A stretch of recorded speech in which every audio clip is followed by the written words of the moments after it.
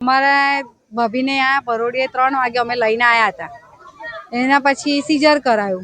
Seizure કરાયો તો બાબો આવ્યો પછી એવું કે તમારે પેટીમાં રાખવો પડશે. તો અમે પેટીમાં બી મૂકી આવ્યા બાબાને. પછી કે આ છોકરીને કે ગર્ભાશયની કોથળી કાઢવી પડશે. તે બી એગ્રી થયા.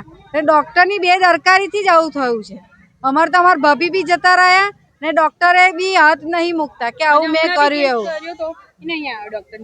હા, અમારી એવી માંગ છે કે અમને ન્યાય મળે. કયા હોસ્પિટલમાં બેનનું મૃત્યુ? રેવા હોસ્પિટલમાં. હવે ડોક્ટરની બેદરકારી લાગે છે તમને? હા, ડોક્ટરની 100% બેદરકારી છે ને અમને આ તે હોસ્પિટલમાં જ એને ફેરવા છે.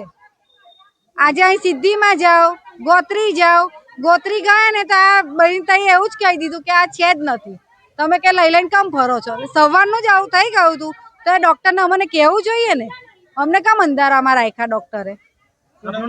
તેજલ બેન છું અને સવારે મેં આવી અને સવારે મેં સ્ટેશન પરથી જ આવી. મારા પપ્પા મને લેવા ગયા હતા સુરતથી.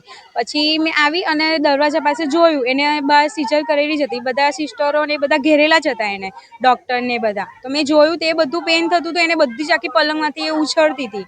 તો મેં વળી અંદર ગઈ તો મારી બેનને મેં પૂછ્યું શું થાય છે. લાસ્ટ એને જે આંખો ખોલી એના પછી આંખો જ નથી ખોલી. એને એ ડોકું હલાવી દીધું પછી આંખો જ એને બંધ કરી દીધી. ડોક્ટરની બેદરકારી? હા, છે જ અને સવારના અમને ફેરવા છે અમારી છોકરી લઈને. તને ખબર હતી ડોક્ટરને તો પછી અમને શું કામ ફેરવા?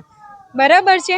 કોઈ છોકરીને હવે આજે અમારી છોકરી છે, કાલ બીજી છોકરીને બી થઈ શકે ને એવું બનાવ બને ને. આજે અમારી છોકરીને હવનના અમે તઈ લાશ પડી રહી છે અમારા બેનની, હજુ અમે એથી હલાઈ નથી. તો તમને કેવું લાગે? મારી માંગ એ જ છે બસ ન્યાય મળવો જોઈએ. કેમ કે હજુ એની 4 વર્ષની છોકરી છે અને હમણાં એક છોકરો તો 4 વર્ષની છોકરી માં માંગી મેં કઈ ઘરે માં લેવા જાઉં તો એ માની રાહ જોયા કરે છે છોકરી મારી. શું કરવાનું એનું? મારું નામ બીજલ.